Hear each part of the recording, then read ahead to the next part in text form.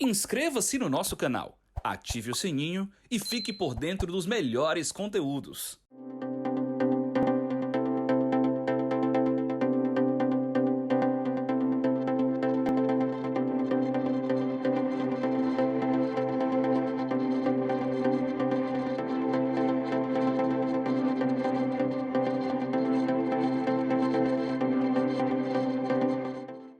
Olá, está começando mais um Cenários. Eu sou a Kerlia Chaves, editora-chefe na Trends, e quem está aqui comigo hoje é a Renata Santos, superintendente comercial da BSPA Incorporações, e o Gonçalo Rebelo de Almeida, CEO do grupo Vila Galé. O tema de hoje é crescimento dos empreendimentos de luxo no Brasil. Eu gostaria de dar as boas-vindas aos nossos convidados e a você que está nos assistindo. Tudo bom, doutora Renata? Seja bem-vinda. Bom dia, tudo bom? Obrigada pelo convite. É um prazer estar aqui. Boa tarde, Gonçalo, já que já está em Portugal e a gente ainda está aqui no Brasil algumas horas a menos. Bom dia para todo mundo. Tudo bom, doutor Bom Gonçalo? dia. Seja bem-vindo. Muito obrigado também pelo convite, é um prazer estar aqui com vocês hoje. Renata, é um prazer conhecer e estamos aqui para partilhar. Eu estou com 4 horas de avanço, portanto, eu já almocei, por isso estou mais adiantado. Que bom. Daqui a pouco a gente vai almoçar também, né, doutora Renata? Pois muito bem, vamos iniciar aqui a nossa rodada de perguntas. Nos anos de 2020 e 2021, apesar das crises sanitária e econômica que o mundo todo passou, o mercado de luxo foi um dos poucos que não sofreu tanta queda, né? Agora, em 2022, a gente vê que o mercado continua aquecido e, de acordo com empresas e associações de classe, ele deve ter um crescimento ascendente até o final do ano, né? Então, como os senhores explicam essa expansão dos empreendimentos de luxo no Brasil, essa procura por empreendimentos de luxo? Essa procura, o luxo, ele sempre foi um viés de procura de um nicho específico, de público. E ele não terminou, ele não parou.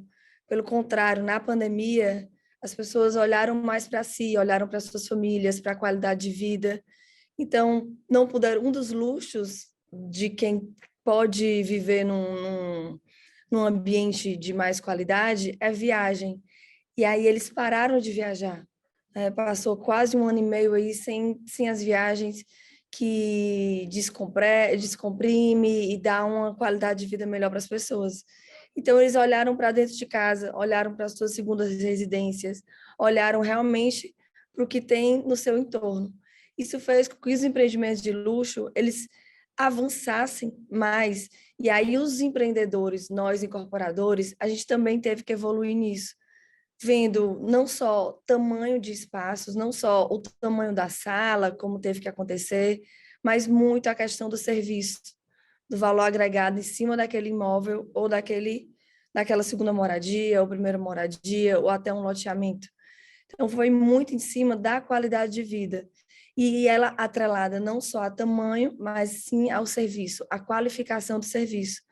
Então, eu vejo muito o viés do luxo junto com a qualidade do serviço prestado, com a exclusividade do serviço prestado, mais do que o produto. Muitas vezes a gente vende um produto, mas o serviço sobressai, porque hoje a experiência que o cliente tem com aquele produto é muito mais importante do que o produto por si só. Então, eu vejo muito a questão do luxo atrelada 100% à experiência do cliente.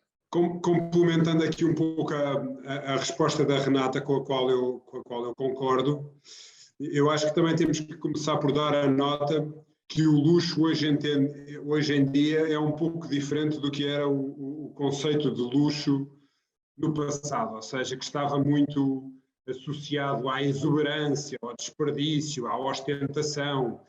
E hoje eu acho que o luxo se vai buscar nos momentos de prazer na vida, daquilo que realmente nos enche a alma, nos traz novas experiências, nos faz crescer até do ponto de vista de seres humanos e sociais, e também hoje em dia com uma preocupação acrescida da sustentabilidade e da integração social e de conhecer as realidades locais.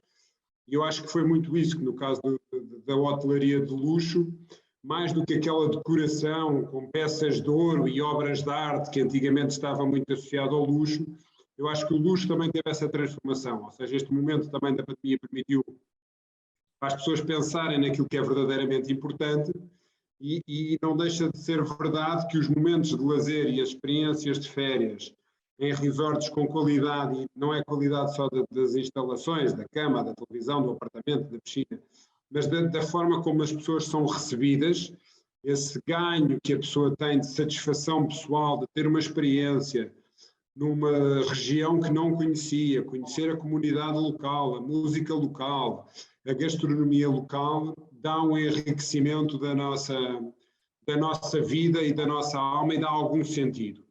Por outro lado, também este sentimento exclusivo aumenta a minha capacidade também de interação com a minha comunidade social, porque eu tenho mais um tema que posso falar com os meus amigos, com os meus colegas de trabalho, tenho mais uma experiência para partilhar.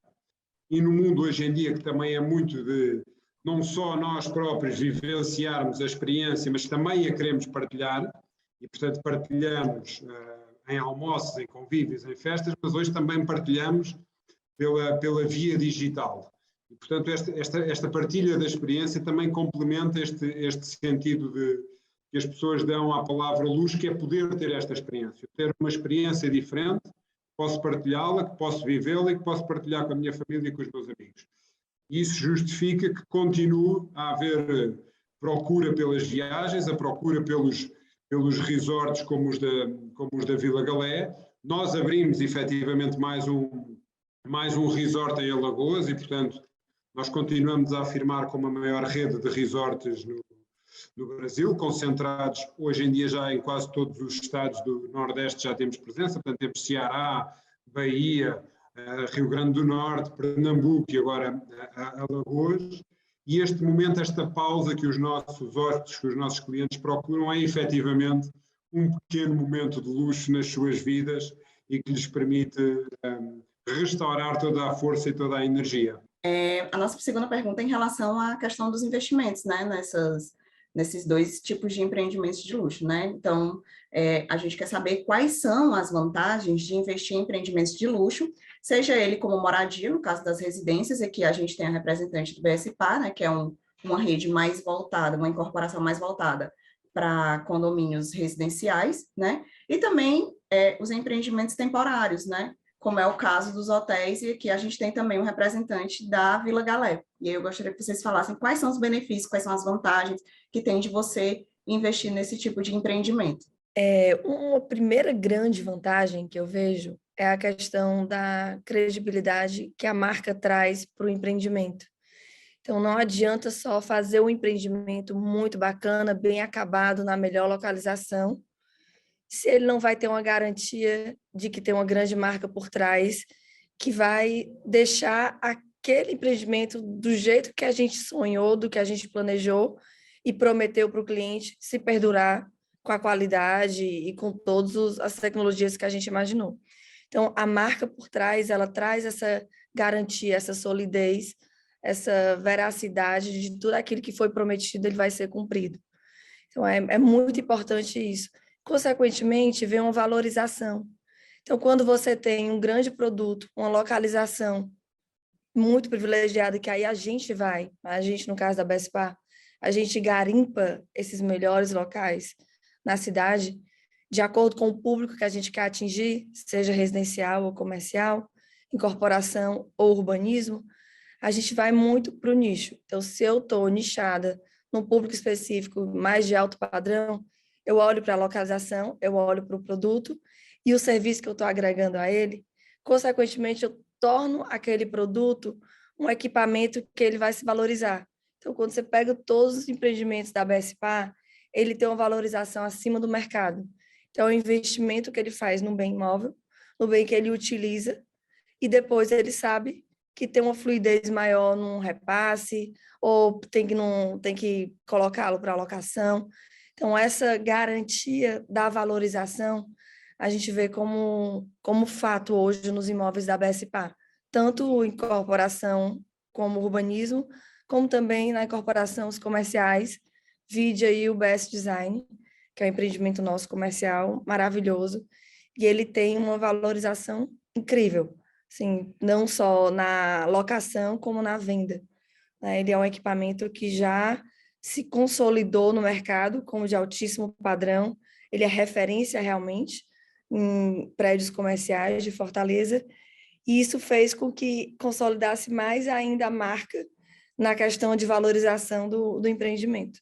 Então, para a gente é muito importante essa credibilidade do que a gente faz, consequentemente a valorização que a gente traz para o nosso cliente. Nós, do nosso lado, continuamos a rede Vila Galé continua num processo de expansão, desde que iniciou em Portugal em 1988. Hoje temos 27 hotéis em Portugal e já temos 10 no Brasil. E muita gente tem perguntado, mas pretendem ir para mais países? Nós até pretendemos, mas continuamos a achar que estes 2 países continuam a ter excelentes oportunidades de investimento.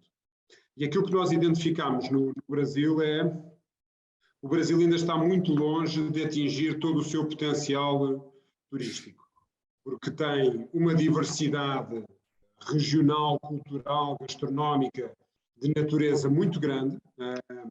São vários estados, a dimensão do país é continental e ainda há muitas oportunidades, na nossa visão, de projetos hoteleiros como investimento rentável. Nós o que identificámos foi fazia falta um produto com qualidade, próximo do luxo, mas que de certa forma pudesse ser acessível a uma classe média alta que antigamente não tinha acesso a estes produtos. Portanto, nós transformamos também desse ponto de vista o conceito de luxo, tornando-o ligeiramente mais acessível, permitindo que uma classe em crescimento no Brasil, que é hoje muito maior do que era quando nós iniciámos a nossa operação no Brasil em 2001. Portanto, nós sentimos que há uma classe crescente e há uma vontade mesmo daqueles que ainda hoje podem não conseguir ter acesso, querem ter acesso. E, portanto, é esse desejo que vai fazendo com que o mercado cresça e esta opção deste tipo de produto seja uma opção interessante. Por outro lado, havia espaço, porque não havia muitas redes, nem nacionais nem internacionais, a apostar na categoria dos resorts. O Brasil não tem muitos resorts. Nós somos a maior rede, temos 6 resorts e não há outra rede. Há muitas redes até brasileiras, mas muito focadas em produto de hotel executivo em cidades, mas que não ocuparam este espaço. Porque a diferença é o número de potenciais clientes interessados no tipo de produto que nós temos é muito grande. Depois pode haver uma diferença dos que só têm capacidade para ir um final de semana por ano ou daqueles que vão uma semana, 2 semanas, 3 semanas por ano. E, portanto, aquilo que muda é todos querem ir, há muitos com capacidade para ir 2, 3, 4 dias e depois vai diminuindo quando nós temos muitos clientes que ficam mais do que uma vez no ano hospedados nos nossos resorts. Por outro lado, do ponto de vista dos clientes que nos visitam, o investimento é positivo porque há uma excelente, na nossa opinião, obviamente que sou suspeito para dizer isso, mas uma excelente relação entre custo-benefício do produto, ou seja, nós entregamos verdadeiramente mais do que aquilo que o cliente está à espera. E o negócio do turismo e o negócio do lazer é muito um negócio de gestão de expectativas. Eu tenho um sonho de viajar, imaginei de determinada forma a minha experiência de férias e de resort, e a pior frustração é quando os resorts não conseguem entregar aquilo que na prática prometeram com toda a propaganda e publicidade e comunicação. E nós tentamos fazer ao contrário, ou seja, a expectativa é boa, mas aquilo que entregamos tenta ser melhor e, portanto, o nível de satisfação também hoje em dia dos clientes, e os nossos resorts estão obviamente muito focados para o público brasileiro, que é 90% do movimento dos nossos resorts, tudo em termos de produto, de alimentação, de hábitos, de características, ele está muito orientado para o público brasileiro e por isso nós temos tido níveis de satisfação de serviço muito, muito elevados e por isso, quer do ponto de vista do investimento que o cliente faz quando procura os nossos resorts, quer do ponto de vista da empresa ou do investimento que continuamos a fazer, eu acho que ele é bom para ambas as partes. Perfeito. E aí, emendando nessa fala do Gonçalo, eu lembrei do que a Renata respondeu na primeira pergunta, que além de você entregar o empreendimento, você entrega um serviço, entendeu? Porque hoje em dia a gente não pode só se prender a uma parede, entendeu? A uma recepção de luxo, um piso. Não, você tem que dar um bom serviço. E aí a questão da expectativa. Eu acho que muitas vezes essa questão da expectativa ela é superada não na estrutura física, mas no atendimento também. Exatamente. É porque a estrutura física, no caso dos hotéis, é mais fácil de eu mostrar antes da experiência. Com boas fotos, com bom vídeo, eu consigo mostrar a estrutura, o que é que tem de equipamentos, a dimensão da piscina, dos apartamentos, do restaurante, eu consigo mostrar. E, portanto, aí há uma correspondência mais próxima entre aquilo que o cliente viu e aquilo que vai encontrar. O serviço é uma incógnita, porque ele não conheceu as nossas equipas, os nossos colaboradores, a forma de atender, a forma de falar. Aí é um elemento surpresa. E, portanto, é aí que muitas vezes se pode frustrar ou exceder a expectativa, é mais na componente de atendimento do que na componente de estrutura, pelo menos no nosso negócio. Mas o nosso negócio também, Gonçalo, ele passa por isso, porque eu posso fazer um folder lindo, mostrar imagens de como vai ser o empreendimento, vai ser lindo, mas a gente vende um imóvel, a gente vende uma promessa de uma compra e venda, né, que depois ele vai se realizar depois de 4 anos. Então, tem uma jornada do cliente muito longa com ele, até ele realmente ter aquela experiência uau no final. Então, o nosso caso também preciso ser muito assertiva nos pontos de contato que eu tenho com ele na jornada inteira. Desde a hora que ele é um prospect, até no momento da venda, no momento do acompanhamento de obra, se ele liga para fazer personalização ou pedir um simples boleto, como é que está a minha automatização em relação a isso, a minha agilidade, a presteza do atendimento. Então, a gente tem um cliente no centro.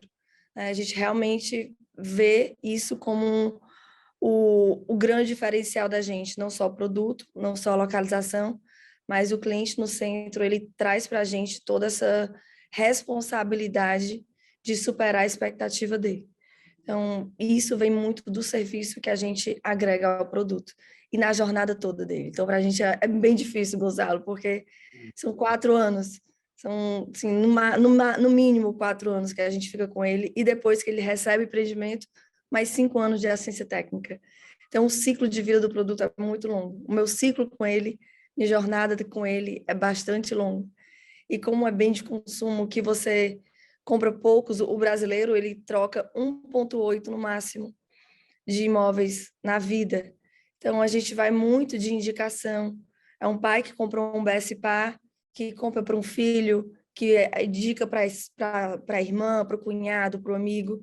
Então, a nossa venda, a nossa comunicação, ela existe uma comunicação institucional, mas é uma comunicação muito de indicação. Você falou muito agora de influencers, de redes sociais, na transformação digital, que a pandemia também trouxe muito isso para a gente vê a questão da satisfação do cliente. Não existe melhor indicação, melhor venda, quando você retroalimenta o funil, que é com a venda com o cliente satisfeito. Ele, para a gente, é o nosso melhor promotor. É isso aí, adorei. E em relação aos impactos dos empreendimentos de luxo na construção civil, na economia e na sociedade brasileira, como que vocês podem apontar? Que tipo de mudanças, né? Que tipo de incrementos, quais impactos, né? Na verdade, dos empreendimentos de luxo, tanto na construção civil, porque vocês estão diretamente ligados ao setor, né? Na economia e na sociedade brasileira. Legal, boa pergunta. Na construção civil, assim, o básico é a geração de emprego. O que a gente consegue realmente ter uma geração de emprego imensa. Então, você traz muitas pessoas para o lado e isso faz um bem para a sociedade como um todo. Mas também falando ainda da construção civil, quando você vai para o alto luxo, eu tenho tecnologia agregada. Eu não entrego só um apartamento de 200 metros quadrados com 4 suítes. Eu tenho tecnologia na construção e no produto. Isso faz com que a equipe da engenharia ela se reinvente, ela fique realmente olhando. Hoje eu estou estou em Florianópolis num evento de loteamento de urbanismo. A gente tem que estar aqui, a gente tem que estar olhando o que tem de novidade no Brasil e no mundo para trazer para os nossos empreendimentos. Então, o impacto na construção civil, eu vejo diretamente a questão da geração de empregos, que a gente, como tem muitas obras, a gente tem esse número bastante elevado, mas como também o impacto da tecnologia. É uma parte da indústria que não é tecnológica, que ela ainda é muito manual, diferente de uma construção de um carro, né, que é um processo quase 100% automatizado. Construir um prédio, eu digo que é 100% manual. Então, é muito diferente. E aí, a gente tem que ir atrás constantemente das inovações tecnológicas. Então, o impacto para a gente na construção civil é isso. Ir atrás das inovações tecnológicas para que a gente agregue isso para o nosso cliente. Como sociedade, no geral, a gente da BESPA faz uma coisa bem bacana, que é a gentileza urbana, a gente olha para o entorno. A gente não pega só aquele terreno e vê qual é o maior VGV que a gente pode colocar, que produto vai ser absorvido ali. Mas a gente vê o impacto. Então, você vê o Best Design. Ali, a gente está um prédio de 10 mil metros quadrados de área, a gente podia ter colocado um muro ao redor e ter fechado. Mas não, é uma praça público-privada. Gonçalo, não sei se você já foi lá, é um empreendimento nosso, em Fortaleza. É um prédio comercial, ele está numa área de 10 mil metros quadrados. Ele tem o selo LEED Gold, ele é um AAA, ele tem um mall embaixo, então ele é um equipamento para a sociedade. Ele não é um equipamento só para salistas, para quem está lá. Então, isso a gente faz parte do nosso brief, do nosso DNA. Vem muito do Dr. Beto Studas, assim, de olhar para o outro, olhar para o cliente, se colocar no lugar do cliente. Então, eu como cliente, ou eu como passante na calçada, eu quero calçada larga, eu quero calçada que tenha um paisagismo bacana, eu quero estar na calçada e olhar para uma fachada que interaja com a cidade e não só aquele bloco de pedra. Por isso a gente tem fachadas recuadas da rua, sempre quando a gente pode. Então, esse olhar de se colocar no lugar do outro, não só do cliente que vai comprar, mas quem está envolvido no entorno, é muito importante. A gente começou uma obra perto do Best Design agora, o Best Flower, que é um empreendimento do lado da Praça das Flores. E a gente fez todo um trabalho com o entorno antes. Visitamos todos os síndicos ao redor para falar como ia ser a nossa obra, apresentamos o engenheiro, fizemos um relatório dos prédios do lado, para dizer, olha, o seu prédio está assim. A gente tem todo um cuidado com os carros que param do lado, a gente coloca capa, protetores para não cair. Então, tem essa preocupação do entorno. A própria praça, a gente fez uma intervenção, uma praça totalmente pública que está ali na frente. A gente teve investimento de muitos milhões de reais naquela praça. A gente mantém, não só porque o nosso empreendimento está lá do lado, mas a gente sabe do bem que a gente faz para a sociedade, não daquela micro-região, mas da macro-região também ao entorno. Então, é bacana essa visão que a BESPA tem, não só botar aquele empreendimento, aquele apartamento no terreno, e sim o que vai impactar na vida das pessoas. O nosso impacto é muito parecido com o que a Renata acabou de comentar. Nós, numa primeira fase, somos praticamente iguais, porque também temos um processo de construção de um imóvel, e que, portanto, também gera emprego na área da construção. Depois, a seguir, a diferença é que nós continuamos com esse processo de dar emprego, depois ele é permanente. E como os resorts, as localizações que temos escolhido, seja no Cumbu, seja em Guarajuba, seja agora perto de Barra de Santo António, elas vão, seja em Touros, em Natal, elas vão potenciar muito o crescimento da comunidade. Pegando como último exemplo, agora o caso de Alagoas, nós demos emprego a 400 pessoas no entorno da região da Barra de Santo António. Eu diria que 60% dos nossos colaboradores nunca tinham tido um emprego com carteira assinada, nem sabiam o que era. E, portanto, a nossa capacidade de gerar emprego e mais do que isso, é dar estabilidade do ponto de vista financeiro a muitas famílias e dar outra coisa que foi muito importante, que foi dar muita capacitação e treinamento para pessoas que não tinham acesso a isso. Portanto, a nossa influência depois estende-se também na capacitação e no crescimento destas próprias pessoas. Obviamente que estas famílias passaram a ter um rendimento diferente do que tinham antes da implantação do hotel, e isso depois tem um impacto na comunidade local, porque vai ser mais dinheiro que vai rodar naquela região. Depois nós temos outro impacto do ponto de vista da indústria, seja ela agroalimentar ou têxtil, porque o hotel é um negócio que está permanentemente a comprar bens e serviços. Nós todos os dias compramos milhares de ovos, milhares de frutas, milhares de legumes, bebidas, comida, lençol, turco, toalha. Nós compramos milhares de artigos semanalmente para o funcionamento do resort. E por norma isto também tem um impacto grande na comunidade local, principalmente até na parte alimentar e dos produtos frescos, seja frutas, legumes, carne, peixe, ela tem um impacto muito direto na comunidade local. E o terceiro aspecto muito positivo, a meu ver, tem a ver com o desenvolvimento humano e cultural. O setor do turismo junta no mesmo local um conjunto de pessoas diferentes.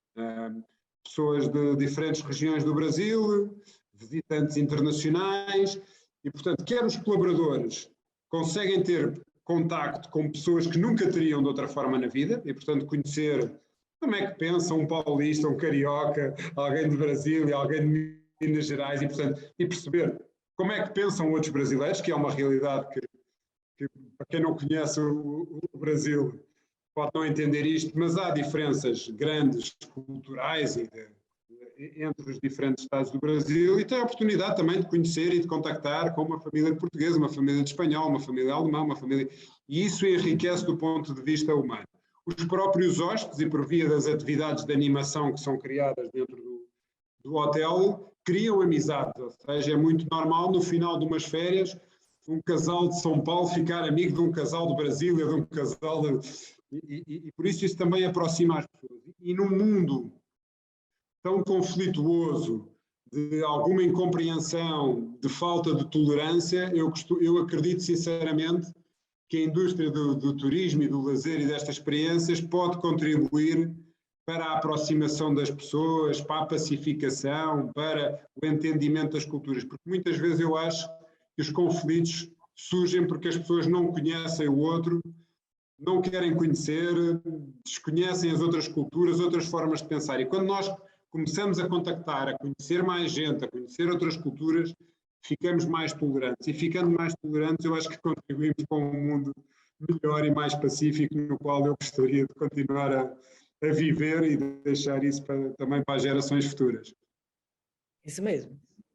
Gostaríamos, né? Na verdade, todos nós. E para a gente encerrar esse bloco de perguntas, eu gostaria de saber de vocês o que é que a gente pode esperar do mercado de empreendimentos de luxo para os próximos anos. No caso, tanto os empreendimentos voltados para a moradia e os empreendimentos corporativos, no caso da BSPA, e os empreendimentos hoteleiros, né, do setor hoteleiro, no caso da Vila Galé. Tem uma questão de assim, a empresa ela não ter um modelo estático, assim, é não parar, é evoluir junto com a demanda, junto com o crescimento, até a mudança não mudança de cultura, mas uma mudança de comportamento do consumidor. A gente tem que se antever a isso. Quando eu faço um produto hoje, eu compro um terreno hoje, até eu aprová-lo e lançar, no mínimo 1 ano e meio. Isso eu já tenho mudança de comportamento do consumidor nesse período. Então, para a gente, é sempre um desafio muito grande evoluir junto com o comportamento do consumidor e com a demanda, porque o nosso processo é muito lento, né? Demora muito até conseguir lançar e colocar o produto no mercado. Então, esse desafio da gente para o mercado de luxo, ele é maior ainda por conta da transformação digital. o online, você está aí um acesso à informação rápida, que ele lhe dá caminhos positivos, mas ele também traz dúvida. O que eu quero dizer com isso? Eu tinha ali um produto que eu já estava com pesquisa feita, com o comportamento do consumidor todo mapeado, com a demanda mapeada, mas gera fatos assim rápidos e efêmeros numa rede social, numa internet, que isso muda rapidamente. E às vezes, ok, é um ponto é uma coisa muito pontual, mas às vezes muda muito o comportamento do consumidor. Então, é a gente estar antenado realmente dentro dessa transformação digital para não ficar estagnado, para não achar que a gente já faz o nosso melhor, eu já tenho uma melhor localização, já tenho um melhor produto. Não, eu tenho que entender, eu tenho que evoluir junto com o cliente, com a demanda dele, com o comportamento dele. Então, se antever isso, para a gente é um grande desafio. E o luxo, como o Gonçalo colocou, não é só mais um apartamento de 400, 500 metros quadrados, todo no mármore. Não, é o serviço, é a experiência, é a qualidade que ele vai sentir ali. Então, para a gente, para mim, o grande desafio é esse, estar antenado com as demandas do consumidor, com o desafio da transformação digital, né, da influência do meio digital nas decisões de compra. Do nosso lado, a visão que eu gostaria de deixar é de fazer aqui um caminho, e obviamente que acompanhando, e aqui é comum, todos nós temos que estar muito atentos às mudanças que vai havendo no comportamento do consumidor, mas por outro lado também encarar que nós temos capacidade de influenciar algumas dessas mudanças da forma como a experiência é vivida. E eu diria que nós temos dois grandes objetivos nos próximos anos e no desenvolvimento dos próximos projetos, que já estão previstos, alguns deles devem começar, e o próximo é provavelmente mais um hotel no Ceará, no Cumbuco, numa área de terreno que nós temos, onde vamos desenvolver mais um hotel, mais pequeno, mais cuidado, de uma gama collection, mais exclusivo. Mas estes hotéis vão ser essencialmente mais humanos e mais sustentáveis. Nós estamos a encarar, por um lado, a transformação digital como uma excelente oportunidade para tornar determinadas áreas de atuação mais humanas e mais sustentáveis. E só explicando rapidamente. Mais humanas porquê? A digitalização de muitos processos e a eficiência de muitos processos pela via digital vão libertar os nossos recursos humanos para aquilo que é o papel das pessoas, que é acolher, receber, falar, criar laços, criar empatia, em vez de estarem dedicados a fazer tarefas burocráticas, administrativas, repetitivas. Esses processos podem e devem ser o mais possível automatizados, digitalizados, para deixar os humanos relacionarem-se enquanto humanos, criando laços, criando empatia, afetos, e por isso é que eu digo que a digitalização parece um contrassenso, mas a digitalização, na minha visão, vai permitir maior humanização, ou seja, eu vou tirar as pessoas de tarefas burocráticas, administrativas, repetitivas, para as focar no atendimento ao cliente e no relacionamento com a pessoa. Por outro lado, mais sustentáveis, porque com a digitalização de alguns processos nós conseguimos, por exemplo, reduzir drasticamente o consumo de papel, quer em atividades de marketing, quer atividades de informação, e, portanto, eu consigo também, via digitalização, ter logo um impacto positivo no ambiente. Por outro lado, nós queremos caminhar, efetivamente, para que o impacto no ambiente dos nossos hotéis seja cada vez menor. Portanto, estamos com políticas muito rigorosas de redução, por exemplo, do consumo dos plásticos de uso único, portanto, fizemos uma mudança, por exemplo, só para dar um exemplo, dos frascos de amenities, de shampoos, que era lixo puro. A Vila Galé, enquanto grupo, consumia entre 8 a 10 toneladas por ano de plástico que ia só por via dos amenities. Trocámos isso por uma solução de dispensadores que já não são reutilizáveis. E, portanto, o tratamento do consumo energético, ele ser mais eficiente, utilização de energias renováveis, melhorar o tratamento dos resíduos.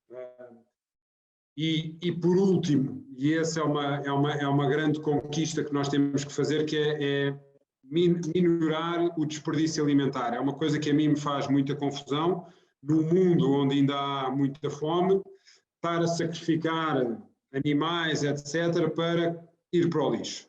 Quer dizer, por um lado estamos a gerar mais lixo, mais resíduos, não está a haver benefício nenhum para a sociedade, e aqui precisamos, como é óbvio, não é só aquilo que a empresa decide, da colaboração dos nossos hóspedes, dos nossos colaboradores. Ou seja, aqui é que eu digo que entra a nossa capacidade de influenciar em comportamentos.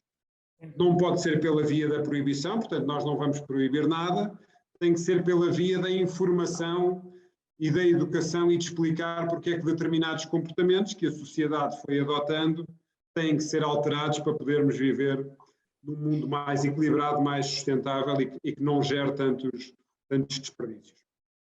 E é assim um pouco que eu vejo a visão de futuro. E agora, para a gente encerrar, vamos às considerações finais dos nossos convidados, começando pela Renata, e em seguida, Gonçalo, fique à vontade para fazer suas considerações finais também, tá bom?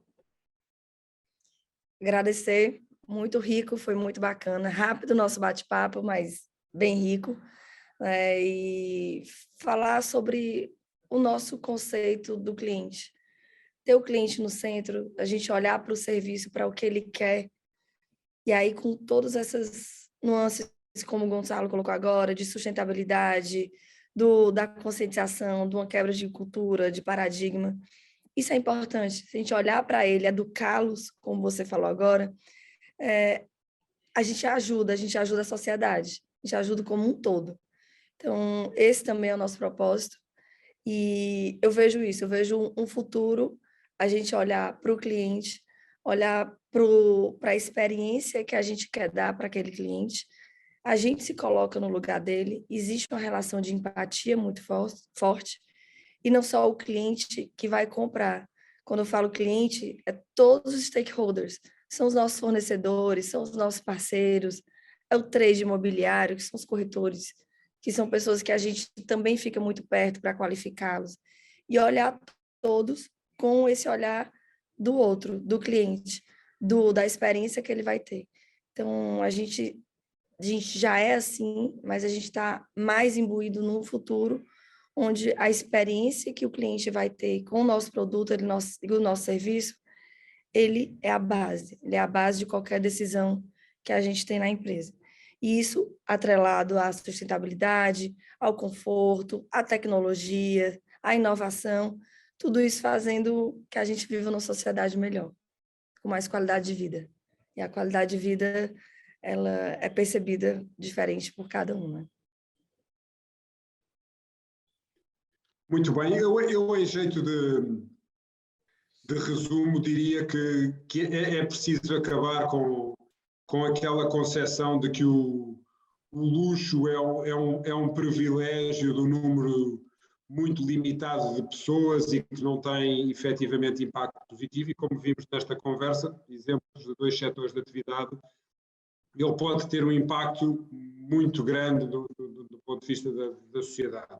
Dos que colaboram no desenvolvimento, dos que visitam, dos que adquirem os bens e serviços, das comunidades locais. E, portanto, eu acho que isso era importante passar essa mensagem. E gostaria de dizer também que aquilo que pretendemos fazer é fazê-lo cada vez melhor. Nós vamos continuar a apostar a desenvolver hotéis e resorts em diferentes regiões do Brasil e cada vez em cada projeto que esse impacto seja mais positivo, quer do ponto de vista ambiental, quer social. Porque, na verdade, o propósito da empresa e de uma marca como a Vila Galé, no fim do dia, é tornar a vida das pessoas um pouco melhores e um pouco mais felizes. Que cada hóspede que nos visita saia dali um pouco mais feliz do que estava antes de nos visitar. E no fundo é esta sensação, é este sentimento que é importante dar ao mundo e às pessoas, e em particular aos nossos clientes e aos nossos colaboradores, que é sentirem-se um pouco melhor depois de terem contacto com a nossa empresa. Vivemos num mundo cada vez mais corrido, com mais pressão, com mais stress, muitas vezes com mais dificuldades, mas se conseguirmos, mesmo que seja numa experiência de 3 dias, 4 dias, 7 dias que a pessoa saia um pouco mais feliz e pudermos dessa forma também contribuir para fazer um mundo melhor, acaba por ser aqui o nosso propósito. Estava pensando, o Gonçalo estava falando, só para fechar aqui, a gente falou muito sobre a experiência do cliente, como é que ele vai sentir, e a gente está passando agora um exemplo prático mesmo do que a gente está vivendo agora. A gente tem uma quadra aí em Fortaleza de 10 mil metros quadrados, no coração da Aldeota, na Santos Dumont com Vigílio Távora. E é uma quadra que já está no nosso land bank há muito tempo, e a gente tem um projeto do empreendimento que é o BS Gold, de altíssimo padrão, num quarto da quadra que é mais nascente, que é mais voltado para o residencial, e a gente vai lançá-la agora no final do ano, no começo do próximo ano, mas antes disso, a gente está aí a todo vapor com obra para fazer uma praça. Então, em 5 mil metros quadrados, ali vai ter um anfiteatro, ali vai ter um pet place, um playground, uma grande área verde para fazer eventos, para ir lá, para tomar um café, para ir no final da tarde com os amigos. Então, mesmo que provisório, antes da gente lançar, a gente já vai dar para aquela micro-região, né, para as pessoas que vivem ali no entorno, uma praça, um local privado, mas um local arborizado, um local bacana, com grama, com um local, se quiser botar food trucks, de experiência, viver. Assim, a Aldeota, Gonçalo, não sei se você conhece bem, mas é um bairro super tradicional, mas que as pessoas andam um pouco a pé. E tem muita coisa bacana. Os melhores restaurantes, academia, colégio, está tudo ali. Então, a gente quer trazer essa vivência do pedestre, a vivência do entorno da sociedade para viver o terreno. Todo mundo passa ali de carro, mas ninguém entra, né? Ninguém vivencia o que é estar ali dentro daquele terreno, daquela quadra. Então, a partir agora de novembro, meados de novembro, já vai estar aberta a praça e as pessoas vão poder viver no coração da Aldeota, vivenciar aquele espaço. E ali a gente já tem um projeto ali futuro, que tem uma grande alameda, que as pessoas vão poder entrar como entram hoje em dia no BS Design. Então, é uma quadra que ela vai ter vida, que ela vai ter realmente, ela vai agregar muito ali para o entorno. Então, muito da minha fala do ver o entorno, ele está se resumindo hoje em dia, o BS Design, que já está concretizado, e a quadra do futuro com o BS Gold, que é o que a gente tem esse projeto de alguns anos aí, que vai começar agora no final do ano com o BS Gold. Então, já pensando micro, né? Pensando na realidade. Aqui em Fortaleza se anda muito de carro, se anda pouco a pé. E quando você anda de carro, você vê pouco a cidade, você vive pouco a cidade. E a gente realmente precisa de empreendimentos que gerem uma convivência, né? Que fomentem essa convivência, um espaço para você realmente relaxar, desacelerar um pouco. Eu acho muito bacana. Ambas as ideias, né? Tanto a ideia da Vila Galé, em relação à sustentabilidade, preocupação com o outro, né?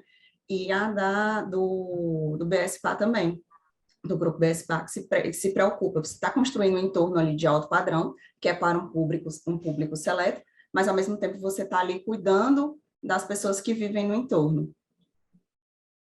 E é isso, então. Então, chegamos ao final de mais um Cenários. Agradecemos aqui a participação dos nossos convidados, da Renata, do Gonçalo, e também da sua audiência.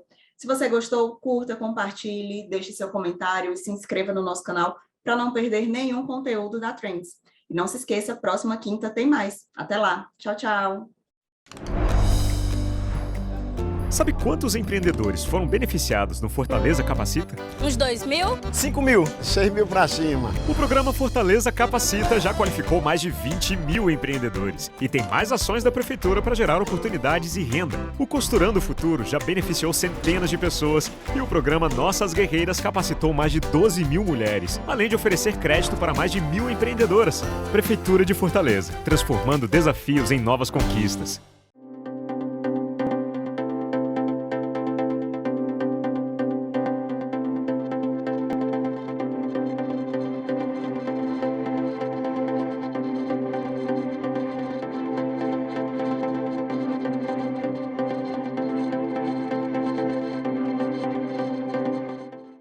Inscreva-se no nosso canal, ative o sininho e fique por dentro dos melhores conteúdos.